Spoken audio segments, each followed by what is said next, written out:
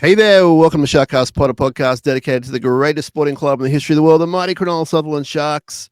My name is Sam Shinazzi and OG from 2015, following the team for a lot longer than that. And on the other end of this podcast is my good buddy from Melbourne, Luc Hilton. He is a superstar of the Melbourne Cronulla Sharks supporter fan base scene, and a lot more going for him, which we'll get into. This episode is brought to you by Dyson Logistics, the Royal Motor Yacht Club in Port Hacking, and Jason Hawes at Cripps and Cripps Real Estate. Luc, how are you, my man? What's going on? Man, doing very well. Not going to lie, man, it is freezing down here right now. We had a winter high of 7 degrees today in Melbourne, so it's been absolutely freezing cold. We're all a little bit rugged up, hoping that the weather clears out a little bit before Sunday. But other than that, man, doing well. How about yourself?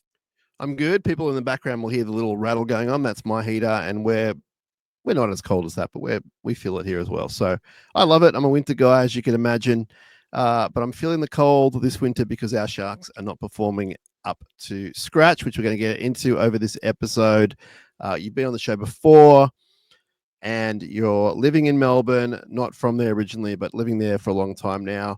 And you are one of a few key people involved in the Victorian Sharks supporters group. Do you want to talk about that a little bit before we get going? Yeah. So weirdly enough, when I came down to Melbourne, I found that there was actually a really large group of Victorian-based Cronulla Sharks supporters. And over the years, I kind of elbowed my way into the admin team, and eventually, along with my boy Nathan and Susie, who's also a regular listener of the show. Hi, Mama Shark. Absolutely. We took over running the group a couple of years ago, and it's great. Like every year, the group is growing. We've got about 250 plus members now from all over Victoria, not just in Melbourne. And obviously, every year when the Sharks come down to Melbourne, we love to have a bit of a get together before the game, get absolutely drink responsibly, and and then usually after the game, depending on the result, either drink our sorrows away or literally wreak havoc on Melbourne. Yeah, and you've wreaked havoc a few times in the last few years. Historically, not a lot. Not last year, though. Last year we wreaked havoc, but then in the finals, we just gave up at halftime and hit the bar. I mean, as if that game is more important than the other game where Dan Atkinson just cut loose and went clutch. We're going to talk about Dan Atkinson in this episode as well, by the way. Yep, seems pertinent. Look, I got to say, man, we were all at our pre-drinks venue when the news came through that Nico wasn't playing that game, and I got to tell you, man, it wasn't just the weather; it sent chills down our spine. So when we were watching that game from the back corner of Amy Park in Bay 11, and Atco was just absolutely slicing them up. It was just like, again, like you said, we don't get wins in Melbourne very often, right? So this was actually the first win that we've gotten in Melbourne that I was there for. And there was something special about that game because, Absolutely. it was just the most incredible game. And I think I remember talking to you very briefly afterwards on ye old Twitter machine. And I don't know if I made much sense what I was typing out. My fingers were equally as drunk as the rest of me, but it almost felt like a finals game. Yeah. To us in Bay 11. Yeah. So yeah, it was just incredible. Now we also will be talking about the coach, Craig Fitzgibbon, in this episode, and I was on record, and you can go listen to it in the pre-season interview, by telling him it was one of the best coached sporting games I've ever seen in my life. Like, it was genius. Absolutely. Yeah, absolutely it was. So very memorable game, very important game in our history, just because it was just backs against the wall, and more amazing that you were down there. So, and I was very happy for all you guys and girls, because I know you do it tough down there in a whole manner of ways as Sharks fans. But before we talk more Melbourne, we'll get to Melbourne later on. Let's go up to sunny Brisbane. We have to. It was sunny for about 60 minutes and ended up losing 34-28. Quite an unlosable game, which they managed to really bugger up and lose. Let's start with, and don't laugh too hard, let's start with some positives. and I want your positives from the game. What did you take out of it that you can move on with? Probably the thing that I took out of it was, and I think I said this in your post-game show as well, when Blake Brayley is on, this team can win anything. When Blake Brayley is on, when he's running from dummy half, when he's finding gaps in the defensive line, when he's getting around the markers, when he's busting through that line, we're borderline unstoppable. And he was absolutely wreaking havoc on that front on their forwards. Like, he was killing them. It was just really disappointing to see not just Blake, but the entire team just fall away from that in that last 20 minutes. Like, I remember, you know that embarrassing moment when you're watching your team play and they're playing so well that you send out the tweet that says, "Give us 50," and then you lose. Guilty. At halftime, man, we were looking like we were on track for 50. Yeah. Now at this point, yeah, I'm a little embarrassed by that tweet. I haven't deleted it because it's those sorts of things need to stay there for posterity reasons. Sure. But yeah, look, I thought we played a really, really strong, really solid, and really in your face style of footy in that first 40 minutes. Sometimes the halftime siren is the worst enemy for a team like us, and I think the most frustrating thing I took out of that game is that we just can't put 80 minutes together. I don't think we've done it all year. Yeah, I've been trying to work out why, Lucian. I haven't got an answer for you. I've been asking people, and I've been doing my research and watching my tape, and I have no idea. I guess more to the point, I have no idea how they lost that game because they were attacking well, more or less defending well, and I mean, it was just that last 20 when they were running downhill and we were running up, and we know that for a while there was the small three forwards in the middle, and that contributed. But there was a bunch more as well, to be fair. Like, there was just a lot of just really silly mistakes and errors, and I understand that's why we lose, but I don't know, man. How did we end up with those three forwards? How does that happen? Was there an oversight? Was there a miscommunication from the sideline? Like, how does that actually happen? The only thing I could think of today was it something to do with the Teague Wilton injury, and then they had to realign somehow, and maybe they thought, for a short time we can run this way, and then I don't know. But we did so well to defend our line when Katoa was off in the bin, and then it's almost like he came back and it just fell to pieces. Yeah, right after the Brayley try, it was a weird feeling. Yeah, and it was almost like the Penrith Broncos grand final where Penrith snapped and won the game. It was like, it had that vibe, like Brisbane had their revenge or whatever. Like, and they were just so dominant. But then we had our chances in that last 10 minutes. Like, we had multiple chances to at least level it, and just couldn't get it done. And I think the most disappointing play for me was the very last play of the game was the bloke who I was just talking up drops the ball on our 40-meter line. I'm like, man, I know we only had 15 seconds to go, but what a dreadful way to win what was eventually a horrific, what is it that Gus says, a diabolical game. I thought that it was a weird situation that he was the one that dropped the ball last chance saloon, but I at no point would blame him in that game for anything because I thought he was awesome. And there's so many moments those last 10 minutes they'd want to have back, if not last 20 minutes. So I understand in that game how they lost due to moments, but I don't know how those moments multiply. And we've done it a few times, the West Tigers game, the Canberra game. Like, we can bottle a game, and that's not where you want to be or what you want to be doing. And I don't know if it's a lack of confidence. I don't know if it's a bit casual, a bit lazy. I don't quite know. I wouldn't be able to like pinpoint and put my life on what it is, but they need to get rid of it. It's a horrible attribute. Like, watching that on the weekend was just, it wasn't a nightmare, but it was just a really bad dream is what it was. And you know what the crappy thing about a game like that is when you're playing Sunday afternoon, you have to wait all weekend to get to your game, and then they bottle it right before you have to go back to work. Oh. Hey, do you want to tell everyone what you do for work? Yeah. So I work at an axe throwing venue here in Melbourne. There are many different things that people can do for entertainment when they come here to Melbourne. One of the great things that they can do is they can come to throw an axe at my venue in the city. I actually just got promoted this week, which is exciting. So I'm working with multiple venues across multiple sites now. But yeah, so I'm the venue operations manager for Maniacs Axe Throwing in Melbourne CBD, right on Elizabeth Street. Okay. So it's if a lot of fun, man. All the Sharks fans heading to Victoria this weekend to Melbourne, if you want to throw an axe, that's where you need to go. Correct. I'm not going to be there because I have actually decided to give my liver a rest for a couple of days beforehand. So I'm taking the Friday and Saturday off. So yeah, but yeah, by all means, please do come down, visit, come say hi.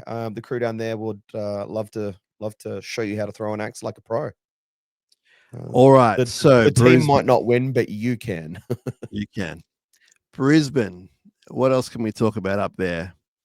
I thought Teague Wilton was going pretty good, and it's a bummer that he went off when he did. I thought that even though it was a makeshift side with Jesse Colquhoun and then Talakai in the centers, like it's not the ideal second row center combination. I thought they actually did pretty well compared to the right side with Britt and Nico and Katoa. That just fell to pieces.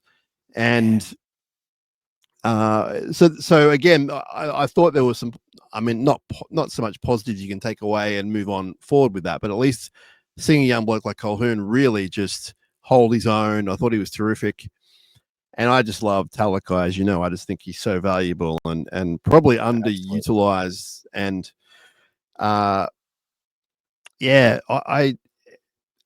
was a bitter game. It's a bitter game. It's a hard one to let go of because it was so important in the scheme of things. It gets you sitting back close to the top four, confidence going into the Melbourne game, the whole thing. But now the whole week is, tricky doing press conferences, apologizing and saying it'll be fine. And is Nico the guy? And what's Will Kennedy going to do? And stuff that we can talk about and we will talk about in the show. But it's all just a ball of negativity. I can tell you this, Lush, because Dave Riccio revealed it on NRL 360 tonight. But we got whisper today at training that the coach got them all together before the session and really laid into them. And it was very much not for anything that happened between the game and now. It was all about the game. And so they'd come home, they'd rehab, they trained a bit. But today he chose to really have an honest talk with them. And like off the record, no one sort of told us on the record, but off the record, but it's out there on 360 so we can talk about it. We're told it was Fitzy's kind of finest hour in regards to having a chat with the whole group. So hopefully some lessons were learned. Hopefully they got the message and make of that what you will. I wasn't a part of it, obviously, but I heard about this and we can talk about it a little bit now. But the notion that he's going soft, the notion that he doesn't care, that whole thing, at least now this week he has unloaded on the players. I would think still in a very Fitzy way, but we're told it was his best yet. So there's some harsh truth there. To be a fly on the wall in that meeting, holy hell! Yeah. He's not happy. I genuinely do believe that Fitzy wants the best for our club. I think that Fitzy's probably one of the most genuine people that I've had the pleasure of meeting. I know you've met him. You've had a few conversations with him in the past. Yeah. I've had lunch with him. Him and Dino, when they came down to Melbourne a few years ago, I actually had the pleasure of sitting down and having lunch with them. And I can honestly tell you, like, every single word that I spoke, both Fitzy and Dino were really intent on making sure that they listened and heard and understood what I was saying. Like, the conversation was just one of the most thoughtful and substantive conversations that you would have with someone. So I have no doubt whatsoever in my mind that Fitzy cares and wants to do good by the club. But I guess, and when you contrast a team that's playing really well versus a team that's just absolutely bottling games that they should be winning, you look at a coach like Craig Bellamy, who's absolutely flipping the bloody coach's box upside down when his team scored against. But then you look at our box when we're bottling games in the last 10 minutes and Fitzy's just... Yeah. It's like, dude, like we as the fans kind of want to see that frustration. We want to see that disappointment. We want to see that emotion. And I know that emotion that's not something that Fitzy's probably used to showing, even throughout his playing career. He was never really the kind of player that would show that kind of emotion. But it would be really nice to just see him go. You know what I mean? I mean, they showed him walking off with 30 seconds to go. That was a bit of a walk off from him. I thought that was a little bit different. And the press conference wasn't exactly chirpy and talking about lessons. So there was a little bit more of a, reveal there. And as we said today, he definitely had an honesty session is what they're calling it. And we'll see what comes of that, whether anything comes of it, whether something comes of it, we're not sure, but at least some truths are out there. And I mean, I saw the playing group afterwards and they didn't seem rattled or anything. If anything, they seemed quite connected.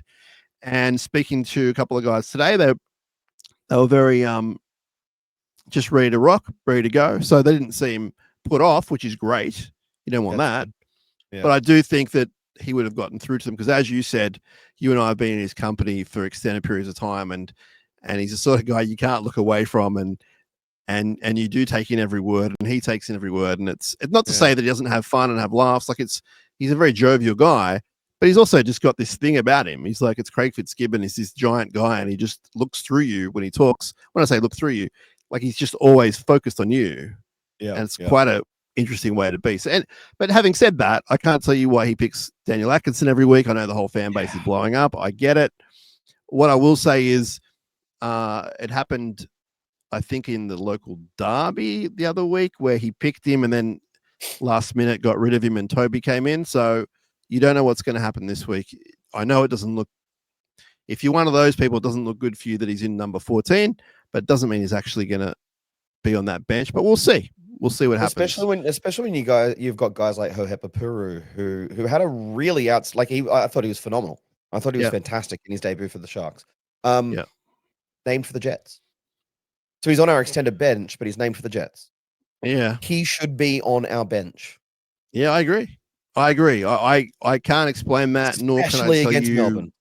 Yeah. I think it would suit. All I would say is watch this space.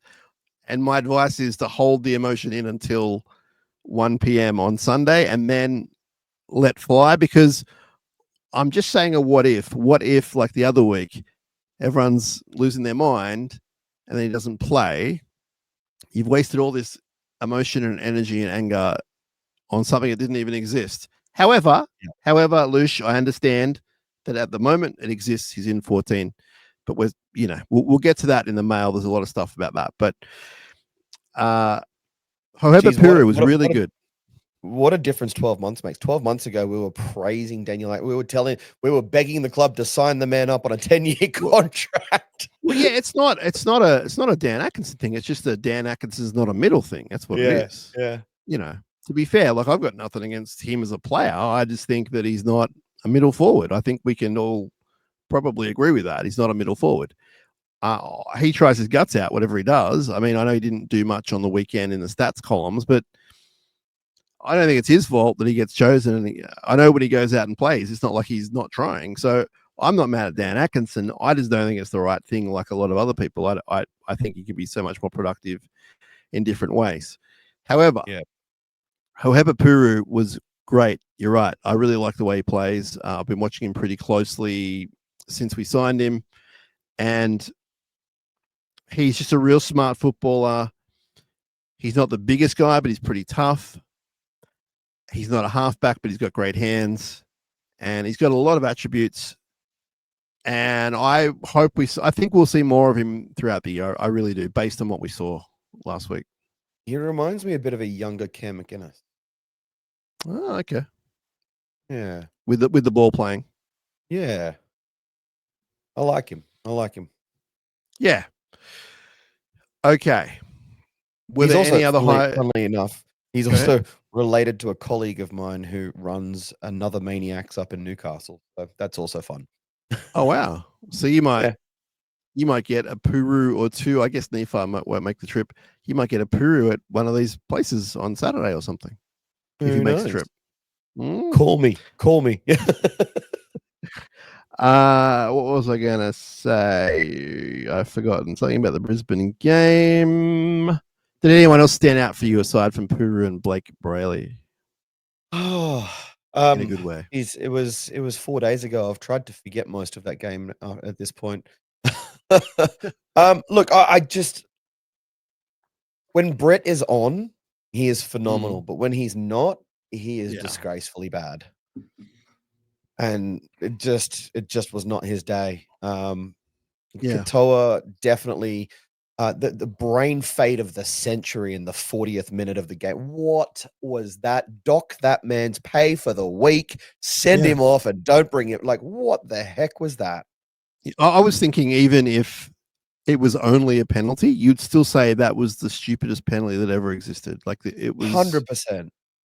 Yeah, I mean, it was out of character, and I know he'll learn from it, but there's no excuses. Like, it was ridiculous, and I personally think it cost them, even though they didn't concede. I think they wasted a lot of energy. And 100%, the energy spent on keeping them out during those 10 minutes was definitely, could have been used. Could have been used keeping them out the last 10 minutes. Yeah, no, 100% agree with that. It's a bummer. I was thinking when you said 12 months ago, it's a long time, with all loving Dan Atkinson. And what about a month ago? We beat Melbourne at home. And we were booking tickets, and you were booking tickets for October 4 here. And now you got to reserve on those. Craig Fitzgibbon is the greatest coach in the league, and now he's a quote unquote bald fraud. Well, I actually, I'm gonna upset a lot of people who listen to my show, at least, as well as other shows. What does a man's hairline have to do with? Like, everywhere I see it, it's like it's like, why bring this into it? So what it is, it's actually a WWE reference.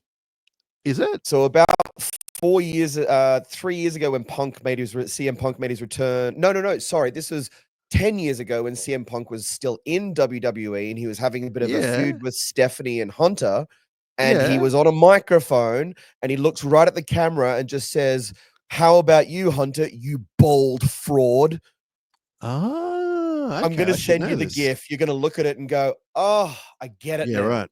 Well, okay. So even So looking at that and going, I can cop that. Obviously, it's down my alley, but still, I think we should stop with the bald stuff, because, it may look like I got a lot up here, but it's fading and it's going. So I take personal, offense to that. This is why we wear hats, man. Anyway, yes, it was only a month or so ago, and I was down there. You were watching. It was an unbelievable game, dude. 15 players, 2 was injured. Remarkable game.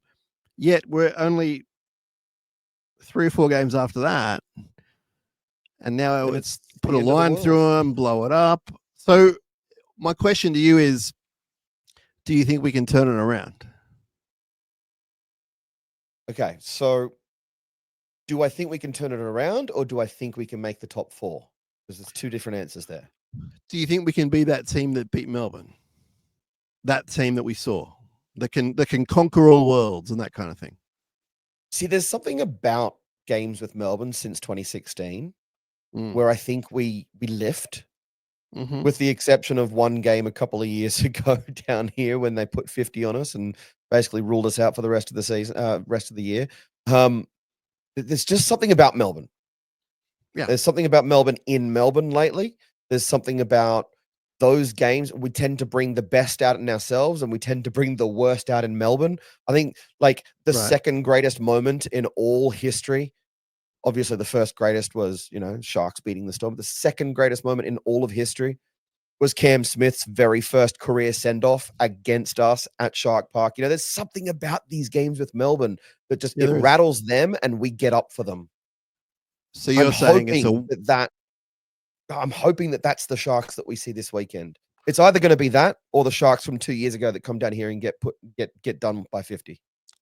Well, let's take Melbourne this week out of the equation. Question is, can we get back to that form? And okay, maybe the top four is gone, but can we shoot for it? Can we come fifth, etc.? Or do you think it's what everyone's saying? And it's like, they're not very good, and this is it. I'll tell you what. Who have we got after Melbourne? We've got the Dolphins after Melbourne. Yeah. Oh, it's a tough run. Yeah, Dolphins, Roosters. Yeah. You know, we've never beaten the Dolphins. I know. I'd be pretty stoked to just beat the. I'd just be pretty stoked to beat the Dolphins at this point. It's the only team in the NRL that we've never beaten. Granted, they're only 3 years in, but they're the only team in the NRL we've never beaten. Look, we're having a pretty rough run of injuries at the moment. Stoney being out for a while, KL being out for a while, that's going to hurt. And I think this run is going to hurt. And I think by time we come up for our next bye, I think we're going to be very ready for that bye. I hope I'm wrong. I really do hope I'm wrong, but I think we're going to struggle the next couple of weeks. I think it's going to be a rough ride. I think the dissenting voices, the sack Fitzy, sack Nico, sack everyone, burn the club down, close it up, move it to Perth kind of crew are just going to get louder and louder. But, we're not going to Perth, guys. They've already got a team now. So are you thinking we won't make the 8 or just maybe we'll sneak in, or what are you? I reckon we sneak in. At 7. Okay. Which, again, how many coaches in their first 5 years of coaching can say that they've gotten their team to the finals every single year? Yeah. I will say that I'll say that that's a disappointing year. Yep. Very much. I'm not shocking anyone by saying that. It's to go from a prelim to maybe 7th. Yep. I mean, if you want to shock the world in the finals, finishing 7th and win a few games, well, that's a different story, maybe. But they've definitely taken a backward step, and I don't know why. Like, you can throw in injuries, you can throw in other stuff, but I don't know. Everyone has something's missing. Injuries. Isn't it? There's an X factor missing. There's a I don't know. Like you said last week, we made a prelim, and then we added the best middle forward in the game to our pack. Yeah. And now we're going to struggle to make the 8, really? And the guy who we added has been playing really good week in, week out. So it makes even less sense. I think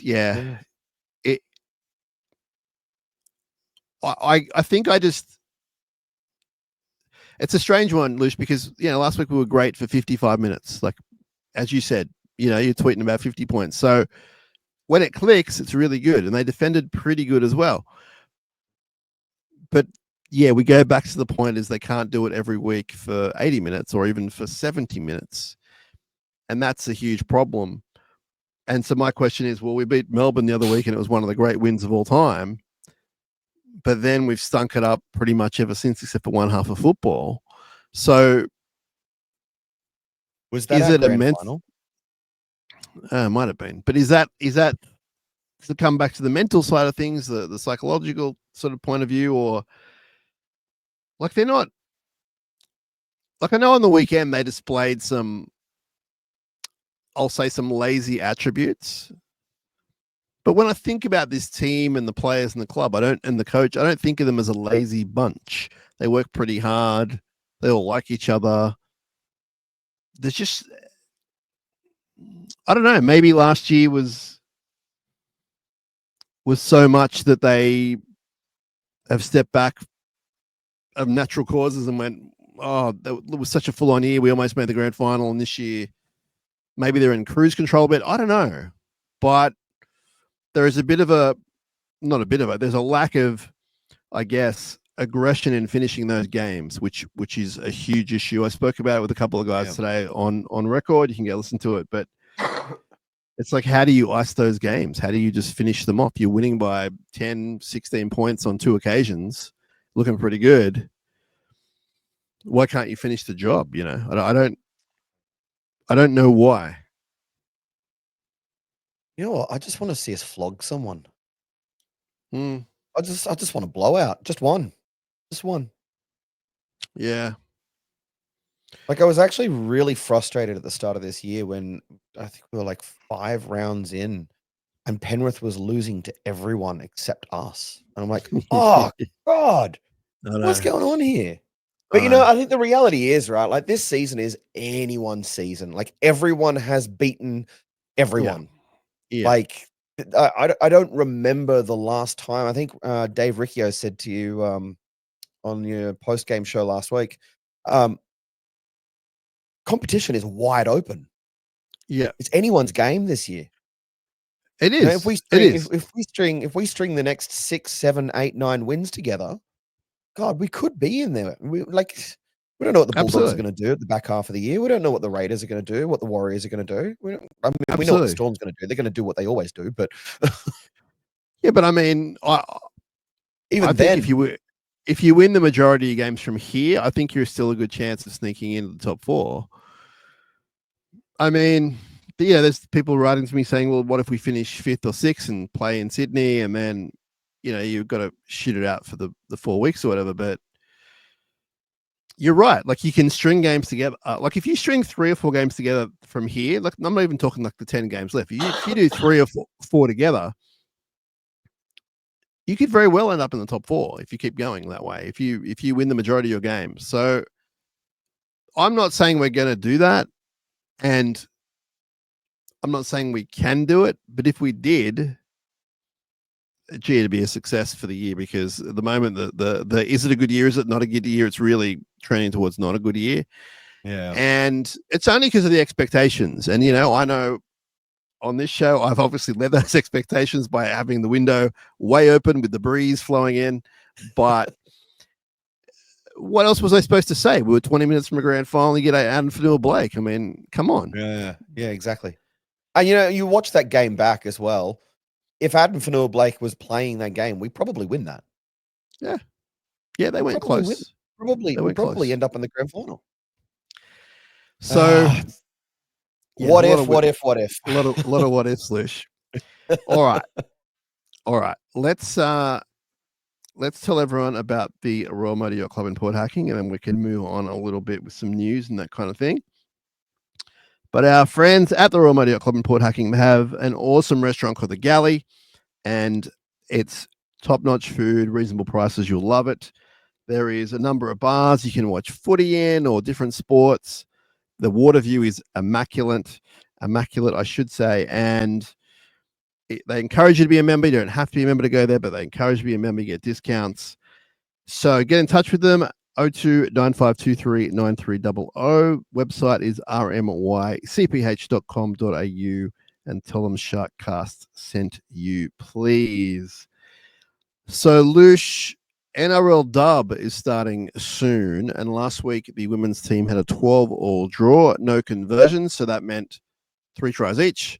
They were, I think, down by 3 tries and then came back and leveled it. I don't think all of the superstars played. It was a bit of a mixed team. But NRL dub is on the horizon. It is coming very soon. Are you excited? Yeah, man. The girls did really well last year, didn't they? Yeah. They almost won a grand final. Yeah. Look, anything that's in black, white, and blue, I'm there for. Yeah, awesome. Sorry, let me rephrase that. Not a big fan of soccer, so not really there for that. But anything else in black, white, and blue, I'm there for. Yeah. So the opening game is, I think it's July 3rd, which is a Thursday. And I can tell you it might be the Eels. I probably should know this, but it's at Sharks Stadium, which is going to be great. Yeah, against the Eels, Thursday, July 3rd. Is that Thursday week? It might be. Yeah, it is. It's like so it's coming around. 5 days after the Melbourne game. It's coming around. So that's going to be awesome. So if you were a Sharks season ticket holder, you get automatic entry in of any variety, I believe, whether you're a general or whether you got a seat, you get in with your ticket. Otherwise, you can purchase tickets. I believe they're quite reasonable to buy. And it's a standalone game. There's no other rugby league on that night. So it'll be on Fox, KO, Channel 9, everywhere. And it's going to be a great spectacle. And I'm looking forward to it. So that is Thursday, July 3rd. And you'll be hearing more about NRLW on SharkCast. That's for sure. Exciting. You're going to interview some of the players? Absolutely. We've got a lot of plans, so stay tuned, my friend. And what else can we tell you? what else can we tell you? The Jersey Flag lost in Melbourne last week. Did you get to that game? No, Didn't get was to it. working. Was working. Fair enough. Yeah. They lost, unfortunately, but they're a pretty handy team. So hopefully they bounce back when they play next. And what other Shark news can we talk about? Let's talk about some contract stuff. Get your opinion on that. What are you doing with William Kennedy next year, my friend? Oh, man. This is the hard one, eh? Because, like, I reckon if you'd asked me this 6 weeks ago, sign him. Yeah. Now, oh, geez. There's another young fullback that's being there are whispers around town at the moment. I believe that there's another fullback that's looking around, that's been snooping around a little bit. I don't know, man. I think we've seen the best that Will has, and I hate to say it because I've been a big fan of Kennedy's for a long time, especially every time he scores. I'm spamming that Mr. Kennedy gif out online as much as I can. But I don't know. Can we win a grand final with Will as our fullback? Like, you look at all of the elite clubs, they've all got a fullback whose name you remember, and you can remember those iconic moments. Just don't know. I don't know. I hate these conversations because I hate feeling like I'm throwing some of my favorite players under the bus, but there also does come a time where it's like, man, you've peaked.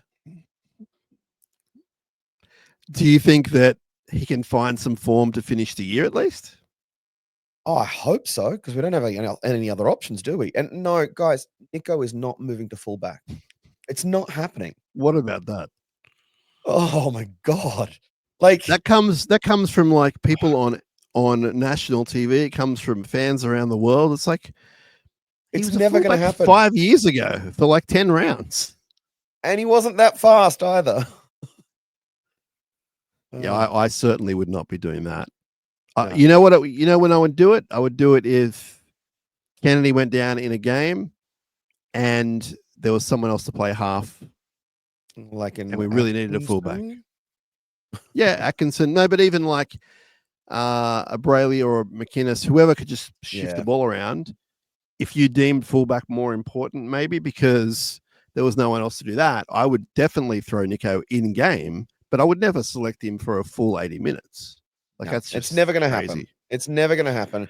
I think we've got a better chance of seeing Cronulla Sharks grand final win this year than we do of seeing that this year. So, well, I think that, and I don't think this is going to happen either, but people saying, oh, he could be a lock. I think that's more likely. I don't think it's going to happen, nor really should it, but way more chance of that than a fullback. So you didn't answer the question. What are you doing with Luc Kennedy? What have we got? $300,000 left in the cap or thereabouts? I think a bit more. I'm keeping him as an insurance policy because we've got 2 young fullbacks who seem to be somewhat injury prone. Yeah. Well, one definitely is. Okay. One is probably oh God, I don't even want to think about that. I was going to say one of them is probably another AC tear away from. I think that's fair. Yeah. And I hope to God not, because my God, his dad was red hot. Yeah. I mean, Connor Tracy had, I think, 3 maybe, and he's now doing really well. So it doesn't mean your career's over, but yeah, hopefully he bounces back. But I don't think he's the answer at fullback for us anyway, long term. That's just my opinion. I do think Liam Myson's a real shot. I think he's the real deal. Hopefully, as long as he's ready physically, he could definitely do the job. But it is one of those risks that you take when you let go of Will Kennedy because he's been in the system so long. On his day, he's really good. But I am coming around to maybe letting young Liam have the reins next year personally. But I want to see. I got a feeling they got time on their side. I got a feeling Will's not being chased by too many at this point, in all seriousness. So, and that's no shade on Will.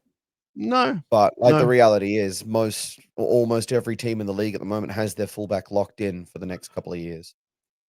I also think, though, as you said, he hasn't really been playing like he played for the opening 12 weeks. So there's Sam, been a 12, decline. 6 weeks ago, he was in the top 10. 7 weeks ago, he was leading Daily M Player of the Year awards. Like, Yeah. he's Yeah. just fallen off the map. To be honest with you, I'm surprised that Blake Brayley's not in the top 3, to be honest. But, Yeah. just putting that out there. I'm getting a lot of joy seeing online the people that you know how much I love the saying "I told you so." The "I told you so" is for Will Kennedy, and it's like, wait a sec, you told me what? We're telling you he was the best player in the NRL for 12 weeks. That wasn't a fluke, and it wasn't fake news. It was like legit. It actually happened. Yeah. Oh yeah, but look at him now. Well, okay, I understand. Look at him now. I agree. He's not going very well, but you can't deny the fact that he was one of the best players in the comp. It's a weird one, man. And but it's going to be best mate is very much I'm not going to say Will Kennedy hater, but doesn't think a great deal of what Kennedy brings to the team. Sure. And even him listening to him going, "Oh my God, I was wrong. Yeah, Big Willie." So yeah, I don't know, man. Like it just something's again like it's not just Will either. It's the whole team. Something's just gone. Yeah. And how are you feeling about the King of Kmart, Nico Hines, while still having a bunch of years to go on his contract at top dollar? Are you cool with that? Are you regretful it's such a long deal? What are you thinking? I'm with Sotho Dan. Bears coming in, put the offer out there. Okay. See if anyone's interested. I love Nico, man. I really do. I think he's a great player. Has the potential to be a great player. But like Nico and Trindle are having like they're having moments, right, where there's just these flashes of brilliance, and it's like, oh my God, these guys are unstoppable. But then it's almost like they become uncoupled. And they just go off in separate directions on the same field. And it's like, why is he over there and he's over there? And like, it's almost like they're yelling at each other from the opposite side of the field. And it's like, is there some weird power dynamic, like power struggle in the team that they just can't get on the same page? Or if they do get on the same page, they can't stay on the same. Something's going on there. I don't know whether or not it's a Nico thing or a Trindle thing or a communication thing or a style thing. But look, I got to be honest, man. Like I've been defending Nico for 2 years now, and this past 4 weeks we've needed our $1 million half to stand up, and he's kind of like stood up and then sat back down. Yeah, especially on Sunday, like he stood up and went, "Hello, I'm still here," and then sat back down again. The thing I liked, even though it was such a miserable ending to his game and our game, was the fact that he was putting himself in the position. He wasn't shirking away. He wasn't hiding. I know it's a very small positive, but one of the criticisms over the last year or two is that he goes missing. Well, he didn't go missing on the weekend. It just nothing at all clicked for him in the slightest in the last 20 minutes. So I'm not at all sort of praising him, but I'm also just giving him a rap for at least trying to take the reins. Like I said, man, I love Nico. I really, really like. I was like waving the flag and everything when Nico was signed. Like I was. Oh yeah. Oh, what a Daily M Player of the Year, first year at our club. You know, him, Amazing, Fitz, the whole thing. Like everything was just like, oh my God, we're next 3 years. Give us a flag. Give us a premiership. Now it's like I almost can't see us winning a premiership with him in the middle. I don't know if I can see it. I'd like to see it. Like out of all the players, there is something about this guy. If you're on board with him, as in not like you and I, we can be critical of him. Yep. But it's never sinister. It's never personal. It's never rubbish talk. It's just like, dude, you didn't play very well. Dude, you should, there are people out there for whatever reason can be really nasty about this guy. And it would be the sweetest victory for him to do something just like a bit like the Fafita thing. Like, and that's a different story because Fafita was legit bad boy, but but it was still fun because it was like, look at that guy. He's so bad. You think he's so bad, you're not going to give him the man of the match, even though he just created history for his club. No. The Exactly. man of the match is Luke Lewis. No. The man of the match is Andrew It Feeder. was Give him the clearly freaking medal. Peter. I think in a different way, it'd be amazing just to see all the fans, all the critics, all the journos, just not even eat their words. Just they'd have to report on it. They'd have to talk about it. That would be an amazing piece of validation, I guess, for people that do support him. My support for him is not blind. It is with criticism when it needs to be. And yeah, at the moment, as I said, I'm happy he's more involved, but yeah, you got to ice some of those games. You at least need to walk away with, if there's 5 games in a stretch where they're down the wire, you got to walk away with 2 or 3 at least. And it just hasn't happened. Not completely down to him, of course. Even the fact we're just talking about him so much now, he's just that kind of, I guess, character where it's the contract, it's the length of the contract, it's what he's done in the past that's been so amazing, it's the off-field stuff which we love.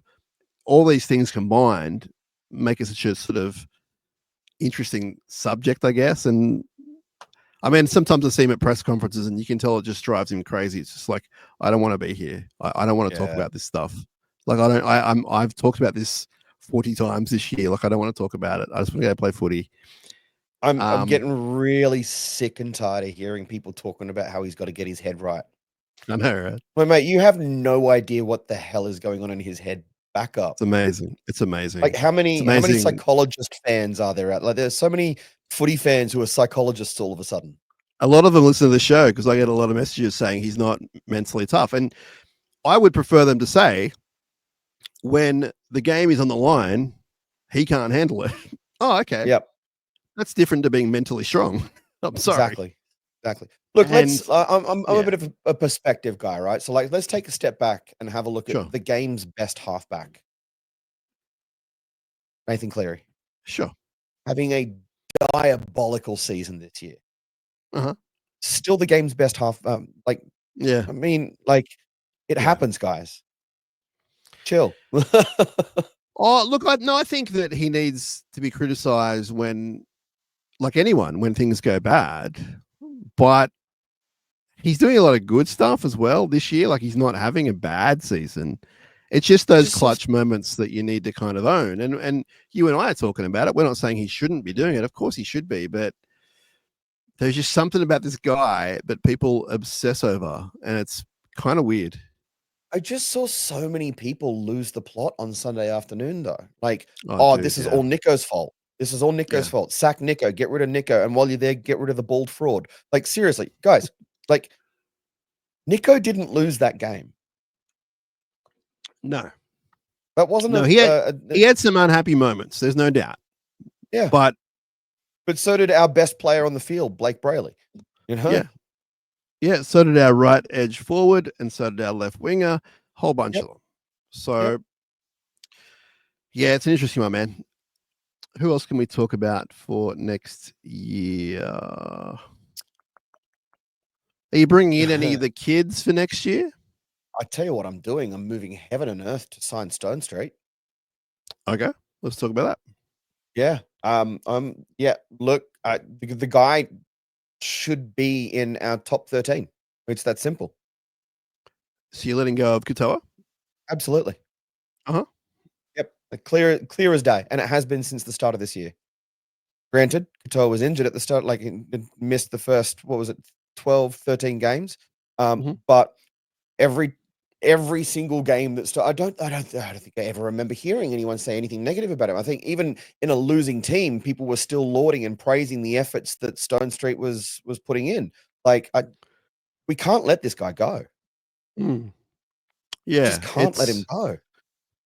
And I know there might be mail coming sometime soon. There might not be, and there's rumors out there. There's 2 or 3 clubs that he's already gone to and then come back from, and it's just all that mail's coming from the one mouth. But I don't want to see him go. Yeah, I think that there is some fact in that they haven't offered a deal yet. And I think he's in the Will Kennedy category of a bit of wait and see. Now, whether he chooses to wait and see is a different story. Like, he's a local junior, he loves the club and everything, but he's also wants to have a job and play footy. So I think he'll get snapped up by someone, whether he's a starting winger or not in that club. I couldn't tell you. It depends where he goes. If he was to go somewhere else, that's an if. I'll say this, Lush, I want to keep him, but I'm not as high on him as a lot of people are, only because I think he's super young. So I guess I am high on him, but not like I see it in a couple of years. And other people will say, no, he's ready now. And I'm not saying he's not ready now, but when I watch him play this year, I see a lot of good stuff and I see some negative stuff. But the negative stuff is because he's only 10 games into a career. So I can live with that. That's fine. Yeah. But I don't think he's the perfect winger and God's gift to football just yet. He definitely could be, but I don't think he's even close. Now, that doesn't mean don't give him a contract. So I'm not getting all negative on that. I'd definitely find room for him for lots of different reasons. He's got speed. He's a local junior. He's young. I don't think he'd break the bank. And the upside on him is looking good. So, and the thing with Katoa is he's probably ahead of him. Yes, Katoa's have probably got a couple of years tops at this level. And I think Katoa's having a really good year despite the little thing last week. He's having I thought his 3 games back have been outstanding. Like, really, and he brings something different to Stone Street. So it's sort of hard to compare them, or it's not fair to compare them because they're completely different wingers. Yeah. It depends what you want out of a winger. But I'm with you. I would definitely keep him. But yeah, I don't know. I couldn't tell you right now if that's going to happen or not, which is not good. No, it's not. We have a tendency to get these really great juniors come up through our ranks. We let them go, and then they end up scoring 150 points on us over their career. Luke Metcalf. Oh my. Well, yeah, but I mean, where do you find room for someone like Metcalf? You know? Did you see it coming though? I didn't see him coming good as quickly as he did coming. But I knew that I didn't want him to go. Sure. I knew that I really didn't want him to go, and I knew that I was teed off when it was announced that he was heading over to New Zealand. He's having a really good year. No denying that. Yeah. Really good year. Yeah. Would you be bringing in one of the young centers? We've got 4 very good centers. They're young, but there's 4 guys who are legitimately going to play first grade somewhere. It won't be at Cronulla, all 4 of them, because it doesn't fit. And they're young. But would you be bringing in someone next year or looking for the year after? Who would you be thinking? Like, who would be the 1 or 2 that you'd be blooding this year? And probably Michael Gabriel, but the guys that played in the under-19s Origin just gone. Nakora Williams and the other chap, like, they're serious talents. Like, they're and they're young, so they need a year at least. But they have that thing about them where it's like, yeah, these guys are pretty legit even at this age. And we got to, like, the future's good. Like, if we can hang on to a bunch of these guys, I saw a bunch of guys today at training, like Sam McCulloch, giant lock, local junior. I saw big Felix Fatili, the prop. Like, they're like, whether they go on to play first grade or not, I couldn't tell you, but you'd lean towards they are going to. Like, they just have this size and presence about them. So if they do everything off the field right, etc., it's a good chance that we got some good forwards. Max Bradbury sort of above them a little bit, but still pretty young. A lot of injuries, but he's coming good now on that side of things. So there's a lot of hope throughout the club for the future, but it's not necessarily going to help us this year. But I think that moving forward, you know, Katoa's getting on, Ramian's getting on. Doesn't mean they haven't got good footy in them, but if we're talking about 2-3 year contracts, you got to do the math and go, well, by the time this guy finishes, he'll be 31 or whatever. And is that what you want on a center or a winger? Or so it's fascinating. If you look at the contract situation, I encourage everyone to go listen to not Southo Dan. What's his real name? Dan Nichols. Dan Nichols did a solo podcast the other night through Fins Up. and he goes through the entire contract situation, and he throws in his own team and his own opinion, which is strong, obviously, knowing Dan, but he goes through all the contracts and tells you, the years remaining, the age, etc. And it's a really good insight if you don't know it and don't want to read up on it. Just put it on the background. And there's a lot of guys coming off contract, dude, and a lot of them at the same time. It's kind of weird / interesting. Yeah, almost a little bit scary, isn't it? Yeah, it is. It is. But I have to believe that someone knows what they're doing, so I'm not staying up late worried about it. But yeah, it's interesting. I think in the next few years, people want to see change. I think you're going to see some change. Do you think? I mean, there's even been names like Mooney and whatnot that people are saying maybe he needs to move on. What about Dino? Yeah, it's where are we at as a club? Where are we at as a club? Yeah, they're tough questions, man, and it depends where you want to start. Like, do you want to start with financials? Do you want to start with lease clubs? Do you want to start with performance? I mean, I think that the shade on Darren Mooney at the moment's a bit unfair. I think that I agree. He has one position. He's not the only guy making those decisions. I don't think people really understand that there's a committee of people, a vast committee of people who make these decisions about recruitment. It's not just the coach and Darren Mooney. So, yep. If you're going to shoot your shot at someone, get all of them in the shot, because there's not one lone figure making these decisions. I think that I think in Dino and Steve Mace, you got two guys who are really successful off the field. Away from football. And when it comes to the club, they're very passionate. It's true love. They're not doing it for the money, I would like to say, as weird as that is. They're doing it because they have this club in their heart. And you're not going to agree with everything they do. I don't agree with everything they do, that's for sure. I'm not going to touch the financials. It's so complicated that on this podcast, we're not going to get to the bottom of whether it's good, whether it's bad, whether it's indifferent.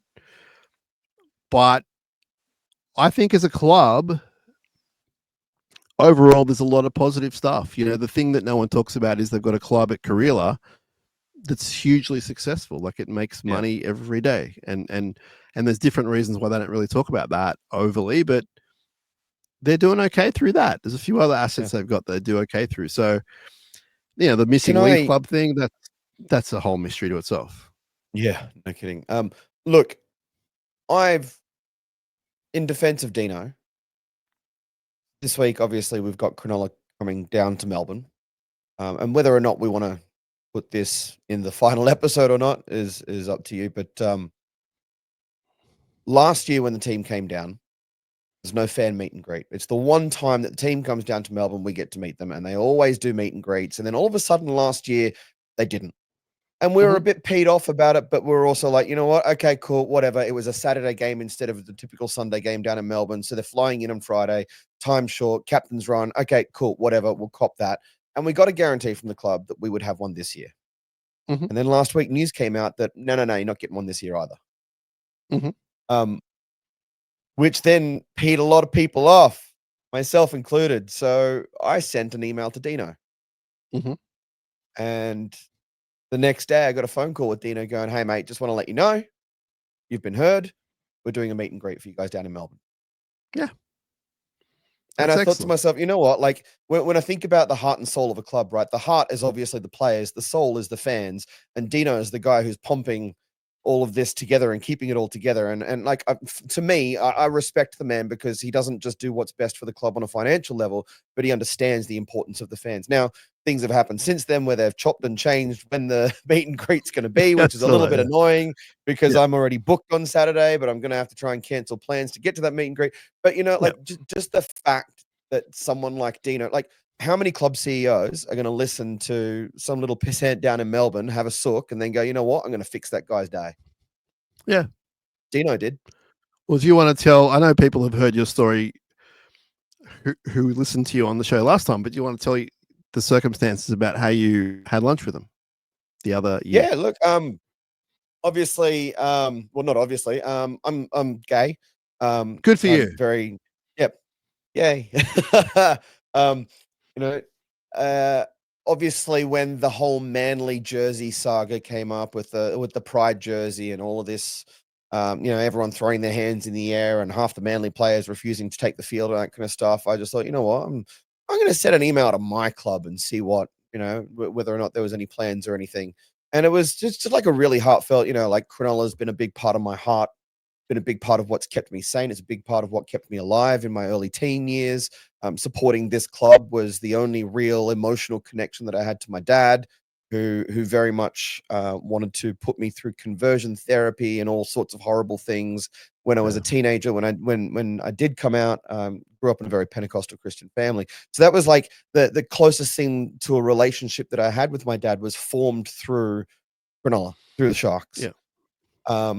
So I sent a bit of a heartfelt email to Dino and didn't really think anything of it and just thought, you know what, I'm just going to flick this out there and just go, hey, don't know if you guys know this, but you've got, I know there's more than just one gay fan of this club who are members of this club, like we're here and I just want you to know we're here.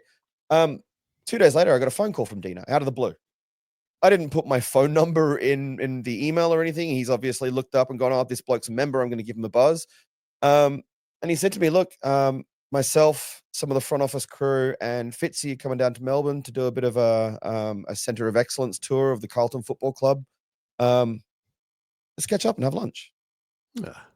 So myself, Dino, Fitzy, Jess, a couple of the other guys from the front office went out for lunch and just hung out for an hour and a half and had a chat. And that's why when I was talking earlier on about having had the opportunity to sit down and have a conversation with Fitzy and have him not just engage in conversation, but be so actively listening to what I had to say, not just hearing it going in one ear out the other, but you knew that what I was saying and the experience that I was sharing with him was so important to him because, again, like I said, the fans are the soul of the club. When the heart of the club has retired and they've gone and done their thing, and the soul is what keeps the club going. The fans are quite literally what keeps the club going, and you just know that the gravity of that conversation wasn't lost on Fitzy and Dino.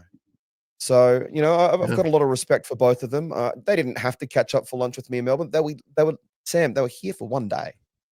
Yeah, but they made time out of their day to sit down with me and have lunch with me. And I just, yeah. And that doesn't make them good CEOs or good coaches. It makes them really good people. And I like good people. I like having good people on my team. Now, I also like having good coaches and good CEOs.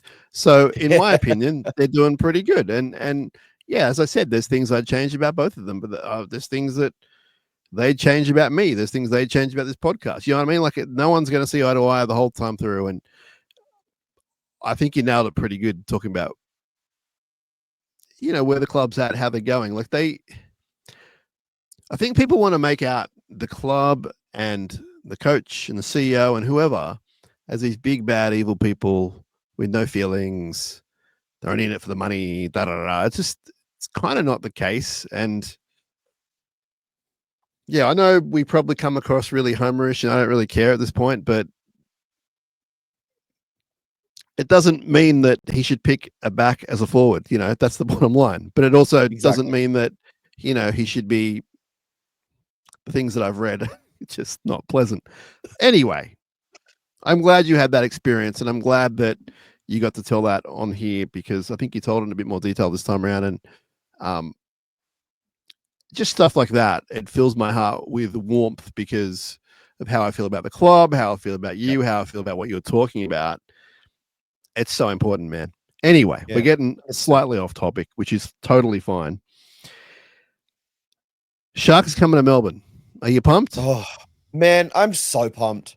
Okay, so Sharks coming to Melbourne Sunday afternoon, 2:00, Amy Park. It's going to be a pool party. Not going to lie, it's going to be wet. Bring your raincoats. Really? It's looking like it's going to be a very wet game, which is okay for us because we play really well in the wet. I think it suits us this time around. Yeah. I think it suits us more than it does Melbourne, which is so weird because Melbourne is the team that's based in this miserable city. Well, I just think when we defeat Melbourne, it's always gritty and close. We don't ever 100%, do a number on them, so that'll be fine for Yep. us as long as Yep. we play to that situation, which I'm hoping we will. Let's talk about the team. I'll just bring up the team here. So we know about our team. Yes. You've got Talakai still in the centers. Starting pack is now as per Teague has been named. You know about the bench. It's Dan Atkinson, Jesse Colquhoun, Toby Rudolph, and BHU for the moment. That's what it is. Extended bench is Billy Burns, Hohepa Puru, Nephi Puru, Chris Failer, and Jaden Beryl. I think, and I don't know anything what's going on at the moment, I think that there is a chance that a Bill Burns or a Hohep comes in for Dan Atkinson. Yep. Now, don't go quoting me on that. Don't go saying you were wrong. I'm just saying that's what I think. I think there's a chance, given the game we're up against, who we're playing, the size of those human beings, I think that would be the way to go. So we'll wait and see on that. Yeah. Now let's look at their team, and I hope you like horror movies. You got your Pappenhausens, you get your Fire logo on the wing. Coates, we know about him. Munster and Hughes. Pretty good forwards that I'm looking at. The bench includes, this is very fair, Tyrone Wishart, Kamakamika, and Asafa Solomono. How can you have those two on the bench? That's really not fair. That's wild.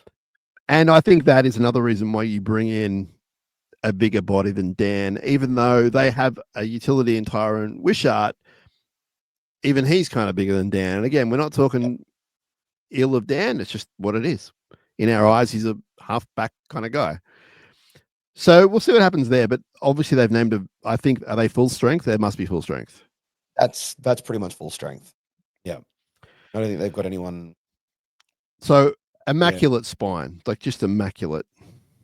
You got Fire Logo on the wing, who last week did a terrific play to sort of set up a try.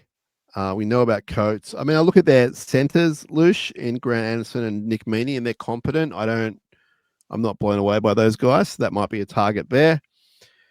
I know that their right edge from memory is not as good as their left. So there are different ways you can go about it. And when you look at their forwards, I mean, you got Big Stefano, who I don't want to like jinx things, but I don't actually think he's been that good. I know he's a huge body. I don't think he's been that good. Harry Grant, say these things. I'm sorry. Harry Grant, I'll defend Harry Grant any day of the week. Josh King is obviously really good. Sean Blore and Elise Katoa. I mean, Katoa is better than Blore. Trent Lorero, good for a penalty, but a tough lock forward. What I'm seeing is not impossible, Lush, in all seriousness. It's not impossible, but the Sharks need to play a 9 out of 10 game. It can't be any less. Any more would be great.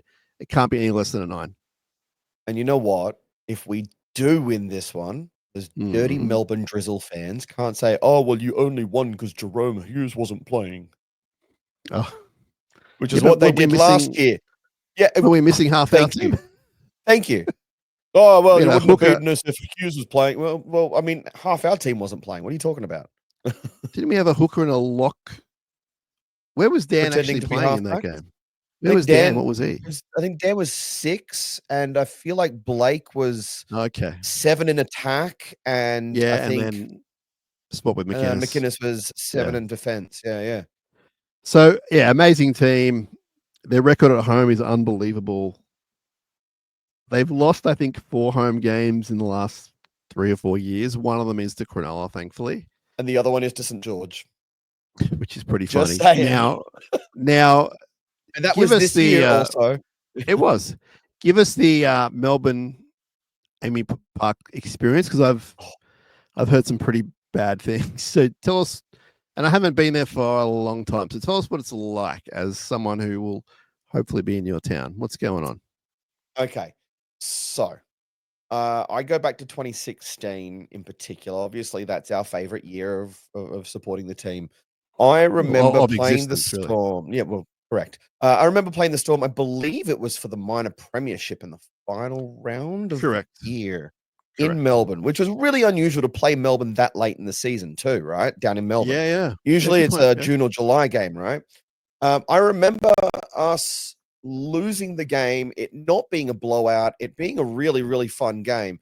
But what I do remember the most about it was turning around, going to leave the game and being drenched in someone's beer from above. And I look up and I see what I could only describe as a Collingwood supporter with her shirt up over her, like this, with the middle finger out, waving at me.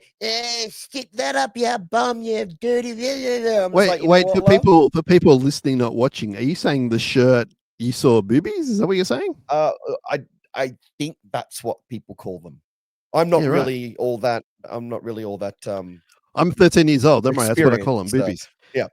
Why was she doing that? What's that mean? I just think that she was really drunk. And again, if you know anything about Collingwood supporters, they're basically the AFL version of South Sydney supporters. Yes. Okay. And yeah, it was just gross. And I've got to say, since the grand final in 2016, like right up until 2016, it was a fun game. You go there, yeah, okay, cool. We lost, we suck. All right, see you later. Since 2016, it's been a lot more hostile. It's been a lot more hostile. The only ground that I would probably feel less comfortable going to sometimes would be Penrith. Okay. Wow. So it can get a little bit crazy. However, last year, the win down here was so sweet that Storm fans were actually coming up to us and for the first time in a long time being really gracious and shaking our hands and telling us that we played well. So it's a bit of a weird one. When they win, they're bad winners, but they're good losers. They're sore winners, but they're good losers. It's so bizarre. So weird. It's weird. So for that reason and for that reason only, surely that reason only, I hope we win. Now, I forgot we're going to go through a bit of mail before we let you go. But before we get to the mail, let's tell everyone about the Pink Lemonade. So Pink Lemonade, our regular establishment. Haunt. Yeah, it's in Richmond from 12 o'clock on Sunday. Now, does that give you enough time for festivities? Because game's at 2, isn't it? Probably not enough time for too much frivolity, but definitely enough time to get a bit of a buzz. So we'll be fine. We'll be fine. I think the main thing. Yeah. I think the main thing for us is just having that center point where we can kind of meet everyone from. There's quite a few people coming in from interstate, and it's like, okay, either meet at the ground and maybe potentially get lost or whatever, or here is a pub 800 meters from the front gates to the venue. Nice. Let's meet there, have a few drinks, get to know each other.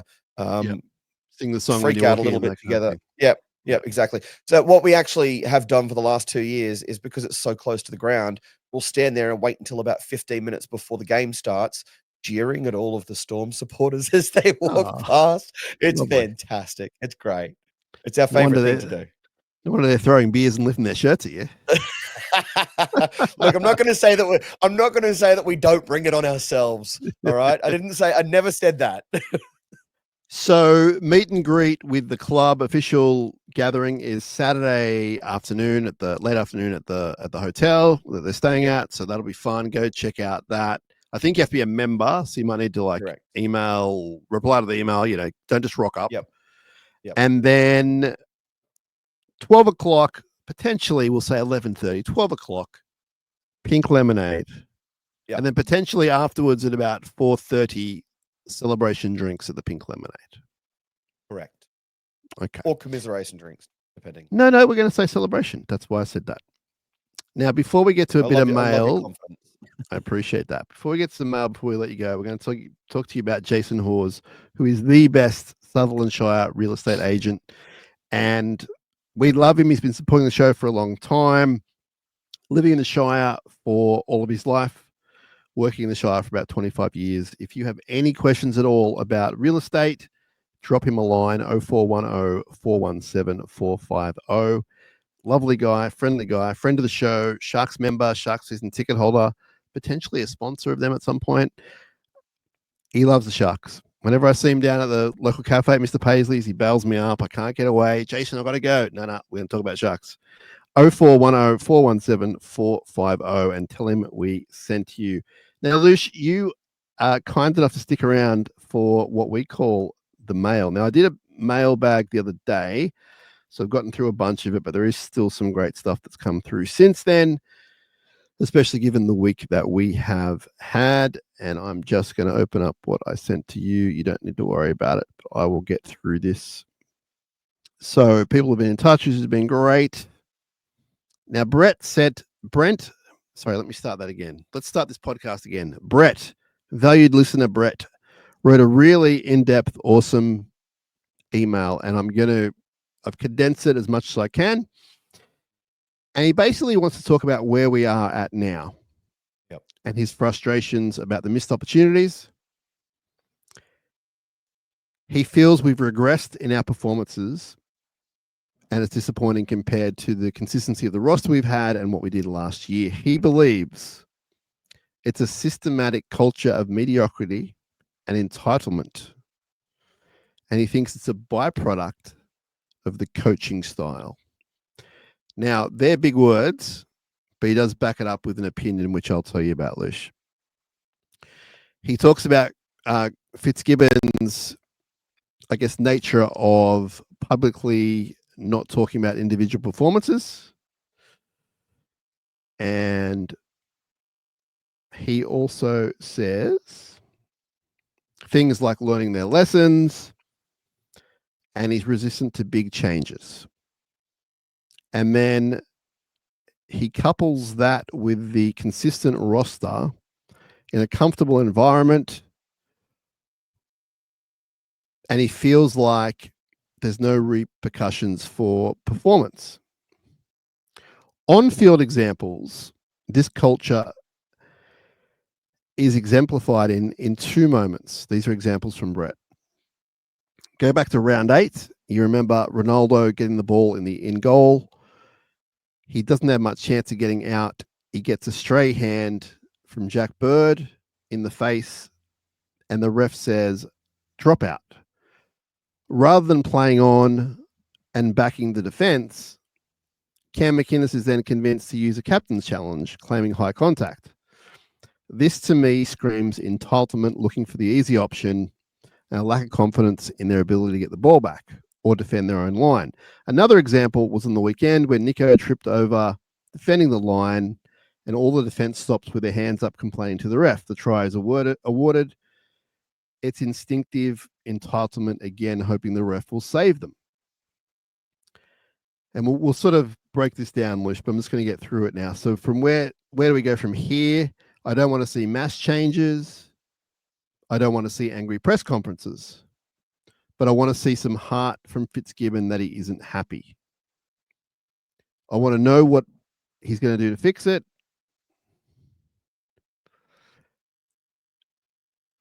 Moving forward, there's some things that Brett would do. He'd debut some centers. He'd swap Trindle and Hines and let Trindle run the show. He'd move Atco to 18th man and things like that. He says, thanks for all the pods. That's from Brett. So a lot to dissect. We're not going to dissect it all, obviously. But what do you think about the entitlement kind of thing, Luce? Do you think he's on the money there? Like, I think factually those things happen. Do you think there's some truth there, or is that just Brett's strong opinion? What do you think? Firstly, I want to say it's very, very obvious that there's a lot of people who are really upset and really hurt by how the team is performing at the moment. And I get you guys. Like, yeah. Well, let's just say that if this was a less than PG rated conversation, I think it'd be a very different conversation. Sure. As to the Ronaldo incident and the Nico incident, both probably two of the most frustrating things I've seen from a professional footballer this year. The Ronaldo thing was just, are you kidding me? Was that the same game that he was also getting in other players' faces and trying to stir up trouble? And like, I feel like that was in and around that sort of time. And then obviously this past weekend, that Nico thing, the first thing that as soon as Nico, like, mate, whether or not that was a trip, it doesn't matter. You play to the bloody whistle. You play to the whistle. You play to the whistle. Yeah. Did the ref blow the whistle? No. So why have you all stopped? Everyone stopped, threw their hands in the air, looked at the ref. Even the player with the ball looked at the ref for a second, and the ref's like, "Go on." And then he, like, you saw him stop, and then he's like, "Oh crap, okay, go." And then he puts the ball down. I'm like, guys, that. Whether or not I don't know if entitled is the word I would use. I would agree that it feels like they're looking for an easy way out, or even potentially trying to play for penalties. And there are some players in the league that works really well for. I'm sure we'll see some of that on Sunday. Yeah. So on the Ronaldo one, technically he got him high, like, but in the spirit of the game, really, it wasn't a great move to claim penalty. But also, this year we've seen a lot of things where they go, we've copped a lot of crap in the media. We're going to, like, do what the guy or girl on the hill would do, and we're going to say, nah, play on. Like, we've seen that a lot of times. So right or wrong, we want consistency. Just stick to something, and that'll be that. Yeah, 100%. With the Nico and the other guys this week, they need to know, and I'm sure they do, but they need to understand, or they need to think in that moment, every single try is looked at now, no matter what. Every single try. Like, they blow the whistle, you walk back. I'm telling you, they look at it through 4 or 5 different angles, and everyone knows you see try confirmed. You see try confirmed no matter what. Doesn't matter whether he does no try, yes, you see it. So they're going to look at it. So there's no use playing. There's no use carrying on going. It's not going to change the result of the play. The play, whatever happens, will happen. They'll look at it and go, fair, not fair. So that was my issue with that moment. It's like, you don't need to play for the penalty. And look, in fairness, he still scores that try regardless of whether or not everyone stops. But what he manages to do is position himself better for the goal kicker. Yeah, everyone gave up on that too. Yeah, that's right. So I'm with you. I don't think it necessarily means entitlement, but I think I'm with you as well, and with Brett, saying that in those moments, they're looking for I guess, the easier way out. I'm not going to say an easy way out, but the easier way. And I don't think that's like a crime. It's not like the crime of the century. But if you're going to win the comp, you kind of need to do the dirty stuff. Sure, you can play dirty like that as well, but you got to back it up. And look, that's just 2 moments that Brett's highlighted, and I appreciate that. And yeah, I think it's hard to say that sums up who they are. I think it's 2 moments they'd probably both want back. I do sort of maintain that Nico there was contact and he fell, but I don't think he actually dove. I think it was all natural. But in that moment, you'd rather him just fall flat on his face than kind of put the hands out and go, oh my God, help me, Yeah, exactly. So that was some good stuff from Brett. Go ahead. The thing that the part that frustrates me is when it's my team that the media is writing about, when you see that news.com.au article that says the entire NRL world says the same thing about Nico Hines. I'm like, oh, God, stop. I'm sick of reading this crap. Yes, everyone, including Sharks fans, everyone looked at that and went, oh, okay, good. Common sense prevailed through that call. Thank God. The great thing in my opinion, about the Fitzgibbon regime, one of the great things has been the lack of headlines. So, Trindle did some very stupid stuff, not underplaying it, some very stupid stuff last year, some criminal stuff. And, but even he got off pretty lightly in all manners of the word. Media, punishment. But we're not really in the press.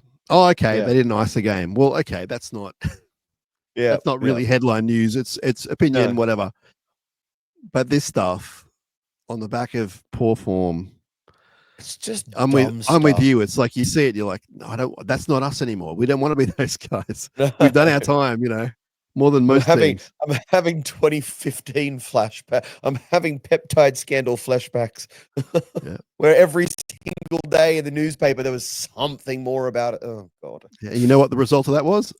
a podcast called Premiership? SharkCast. Oh, Well, okay, sure. that too. Steve has been in touch. Steve said, and Steve's not happy. He said, until either Hines is shifted out of halfback. Now, I'm not sure if this is an and or an or. McInnes is removed of captaincy into the bench. They don't get me to watch them or invest in them. Something needs to happen. The board need to give Fitz its full support. So that's from Steve. I know for a fact Steve's a very passionate fan, as you can tell from those words. How do you feel? And I'm not going to offend Steve here because he knows I'm not having a dig at him. How do you feel about fans when they get a little bit, yeah, I'm going to walk away from this situation? How do you feel about that? Okay. I have walked out of one game in my life. And that was the aforementioned 50-plus point drubbing at the hands of the Melbourne Storm. Mm-hmm. Look, the fans have every right to voice their feelings and their frustrations. Absolutely. That is part of being a fan. It's even more so part of being a member. I totally agree with that right to do that. But when they do the threat, like, and Brooksy and I talked about it on an episode, and we actually made light of it, where the fan threatens to rip up the membership, and if you don't do this, if you don't win, if you don't, I'm going to do this. Like, and Steve's kind of saying that. I think the fans missing out on more than the club is. If Steve doesn't watch this week, the club, with all due respect, Steve, is not going to notice that you're not watching. That's a good point. Now, I'm not. I know it sounds like I'm making light of Steve. I'm not, because I love him dearly. He's a great listener of the show. But my whole thing is, and we're all wired differently, but my whole thing is in good times and bad for this team, for this sport, for any sport really. Because what kind of a fan would I have been if in 2010 or not, 2009, when Corey Hughes came in and played for the Sharks? Oh God. Forgot about that. What if I'd ripped up my membership then? What if I had walked out on them at any point between 2009 and 2011, or as you talked about, 2014? What if I had done that then? And then I walk back in 2016, like Homer Simpson walks through the bar, and I'm like, go team. Like, I don't think that's the same high I'm getting, because I've been really low with this team. Like Steve, I've been like in the gutter.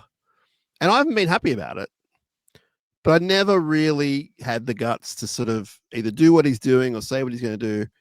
I'm a bit of a sucker. I just hang around, But then I got to see 2016, and Steve did too, thankfully. But I guess my point is, I understand someone not wanting to, and there's someone else after this who we'll get to, someone who decides not to spend money on them. Like, I'm not going to travel, But I hope I hope he's gonna watch the game. I hope he's still invested somewhat, because that would be really sad. In all truth, that would be sad if a lifetime of cheering for a team went away because he thought that, Fitzy wasn't the guy, for example. Because, like, this is the thing, Steve, my brother in Christ, you are gonna hate it if you don't watch that game live and we win. Right. That's a great point. You're going to absolutely hate it.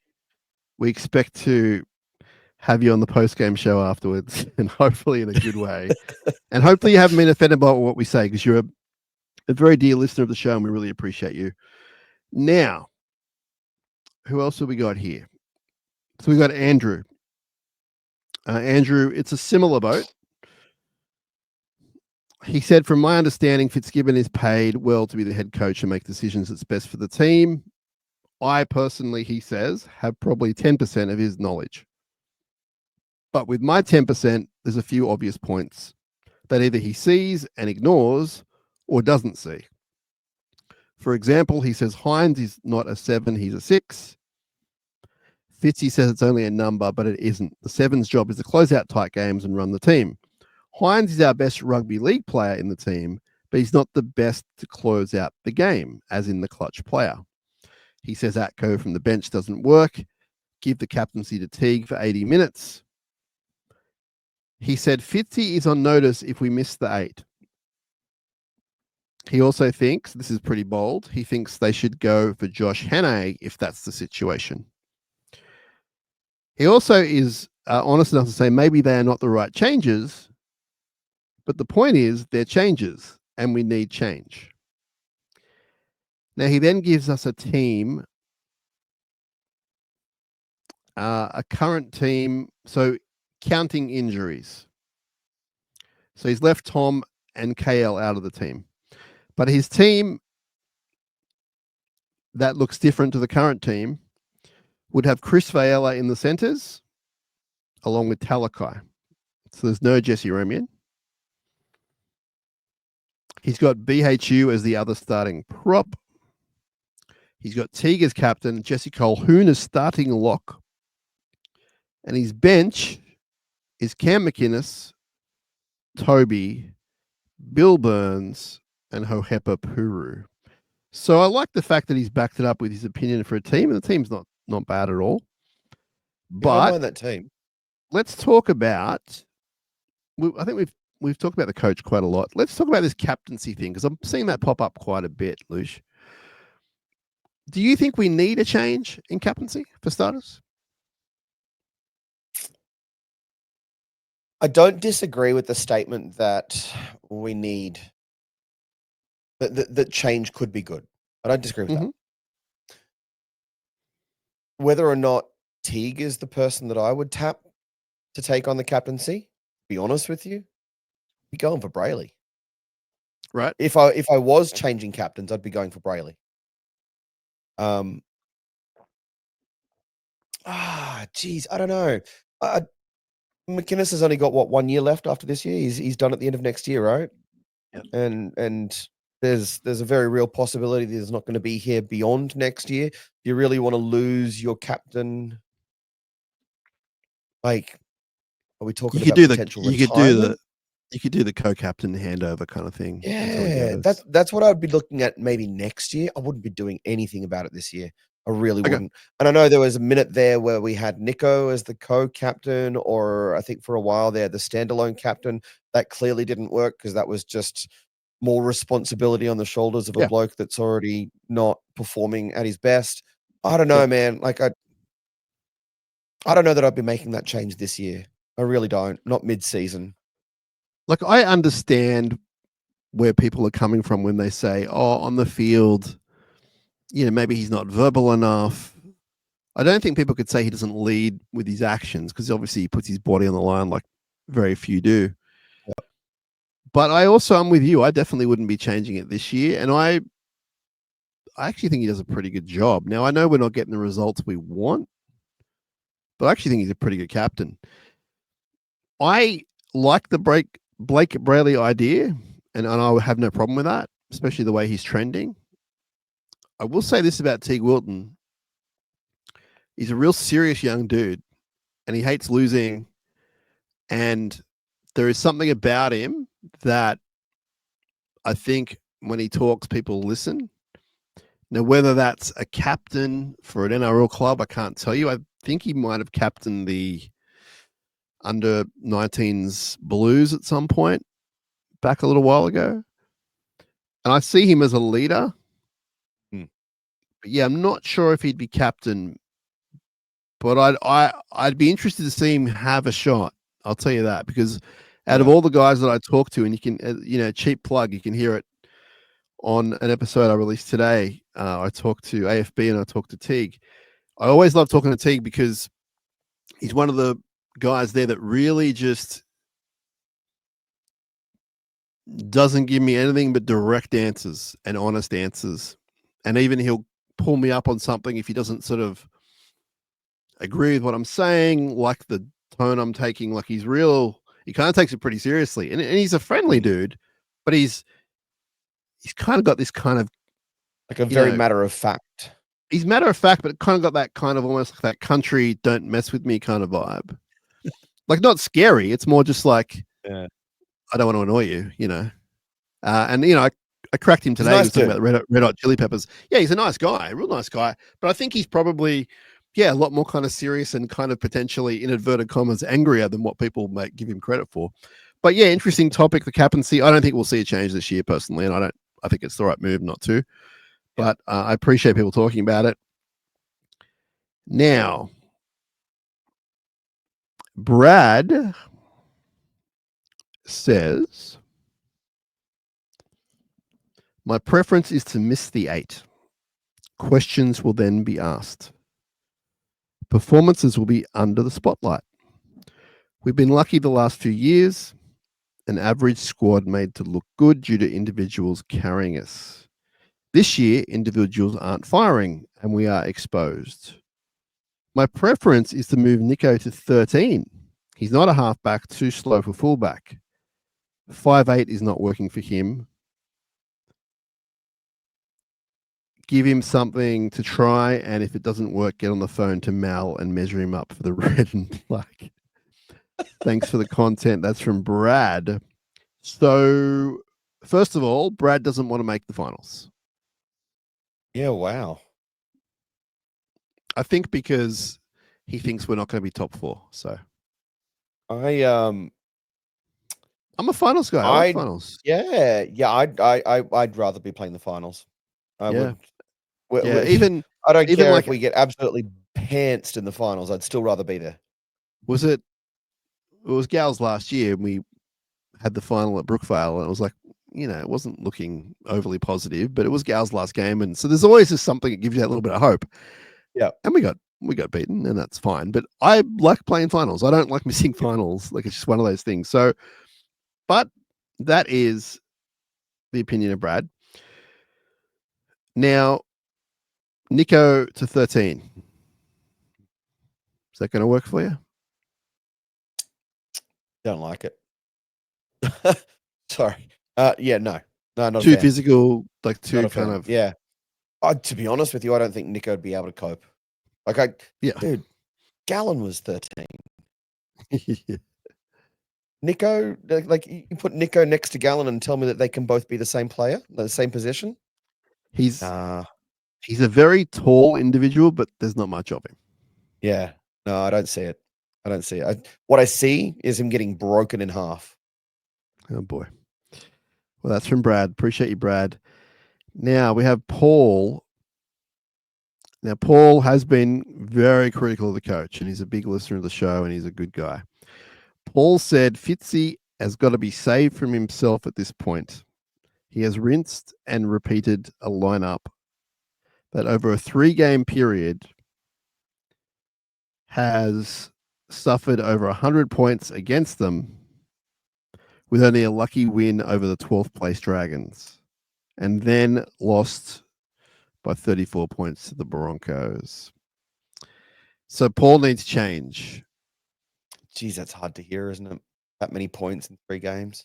Yeah, there was a thing on 360 tonight where they went through the averages per year, and this year's the most. It's like 23 points per game.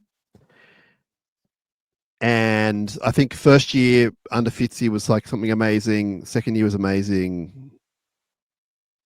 Well, second year was less. It was not as good, but still pretty good. Last year was better, but this year it's like way down than what it was. So I didn't put that very succinctly. But yeah, defense is a bit of a problem. And I believe a large part of the now infamous talking that Fitzy had with the group today was about defense. It wasn't. I'm led to believe, and again, I wasn't in the room. It wasn't about. Like, I'm sure he got to the point about beating Melbourne, but it wasn't about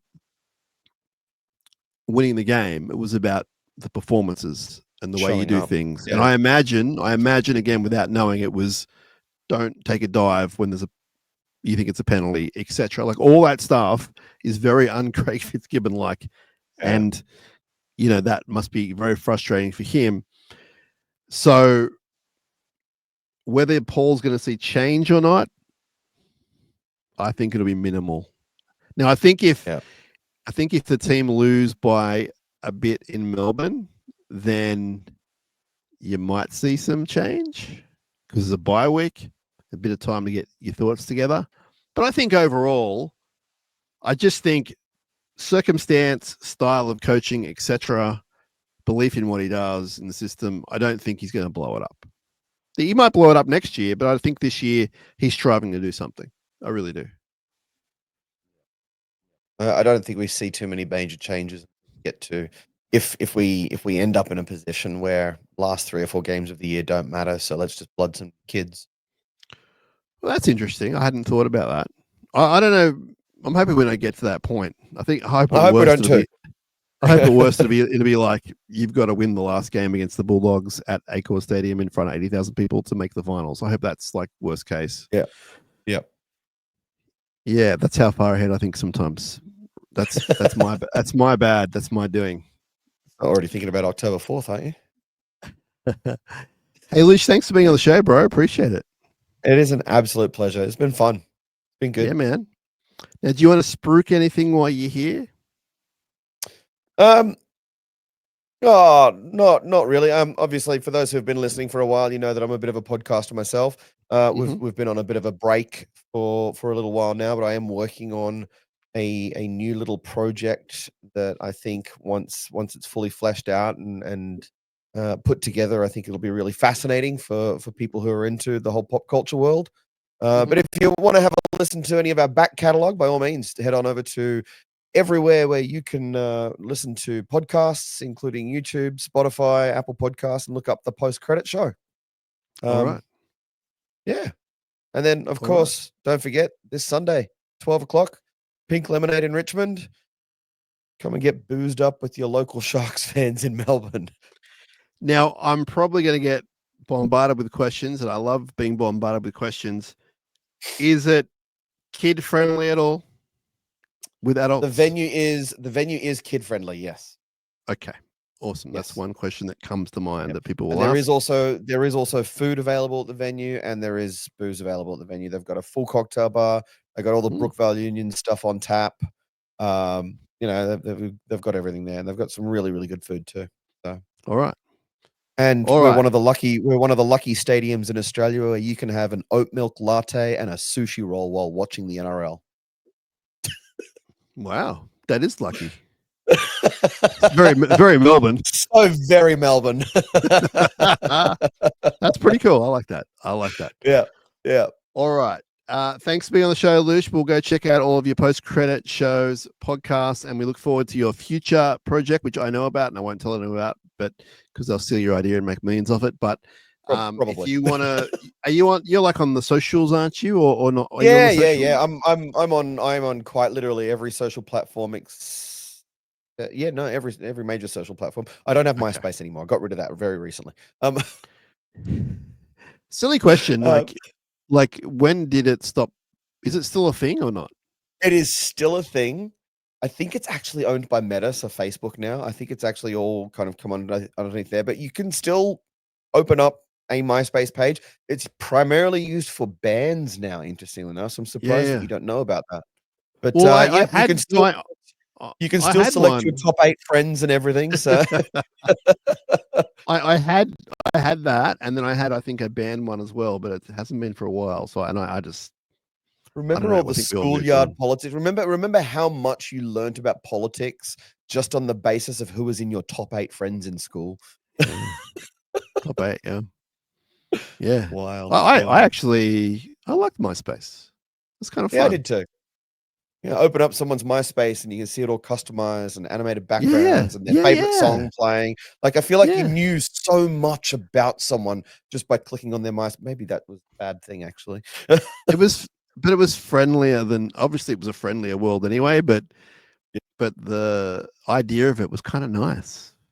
Yeah, it was like, come to MySpace instead of Facebook, which was, I think we all know what Facebook was created from. Yep. Come to my space instead of telling me whether or not you would go me or not. Yep. Awesome. Excellent. Hot or not, I think would originally. Yeah. Anyway. But yeah, it's a great note to go out on, I think. Absolutely. All right, Luc. Thanks for your time, brother. We'll talk to you soon. Thanks, man. Love your work, mate. Love what you do. You continue to make my drives to work happy every week. I appreciate your support. Thank you. And thanks to everyone for tuning in. We love doing this and we'll keep doing it. So stay stay in our world because we're certainly going to be in your grill. As soon as before you know it, there'll be another episode. So stay tuned. We've got more coming to you.